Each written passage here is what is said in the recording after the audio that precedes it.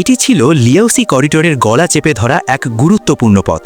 যদি তুমি এখানে একটি দুর্গ নির্মাণ করতে পারো তবে নূরহাচির ৮ ব্যানারের অশ্বারোহী বাহিনীকে ঠেকানো সম্ভব।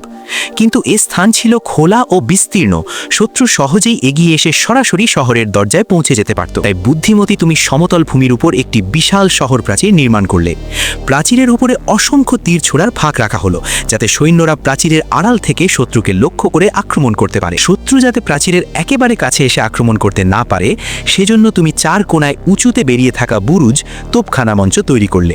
সেখানে বসানো হলো পশ্চিম থেকে আনা শক্তিশালী লাল পোশাকের কামান, যার দূর পাল্লার আঘাতে শত্রু সেনা মারাত্মক ক্ষতিগ্রস্ত হলো। কিন্তু শহরের দরজা ছিল একটি দুর্বল দিক। ধূর্ত শত্রুরা ধাক্কা দিয়ে দরজা ভেঙে ফেলতে পারত। তাই তুমি আরও এক ধাপ এগিয়ে ৪টি প্রধান দরজার বাইরে অর্ধবৃত্তাকার উইংচেং বহির্গেট নির্মাণ করলে। এর দরজা ছিল পাশের দিকে, ফলে শত্রুকে ভেতরে ঢুকে বাঁক নিতে হতো, আর তারা সরাসরি গতি নিয়ে দরজায় আঘাত করতে পারত না।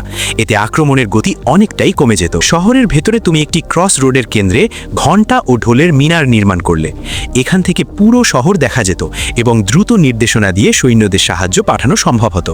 কিন্তু শত্রু দীর্ঘ সময় অবরোধ করে খাদ্য ও পানীয়র অভাব তৈরি করতে পারত। তাই তুমি শহরের ভেতরেই গভীর কূপ খনন করলে এবং পর্যাপ্ত খাদ্য মজুদ রাখলে। প্রাচীরের ভেতরে তৈরি করলে ঘোড়া ওঠার পথ, যাতে সৈন্যরা সহজে ওঠানামা করে সরবরাহ বজায় রাখতে পারে। এছাড়া দক্ষিণ পূর্ব কোণায় তৈরি করলে কুইশিং টাওয়ার, যেখান থেকে পুরো শহরের গতিবিধি নজরে রাখা যেত, যাতে গুপ্তচর বা বিশ্বাসঘাতকদেরও ধরা যায়। এইভাবে তুমি নির্মাণ করলে নিং ইউয়ান প্রাচীন শহর।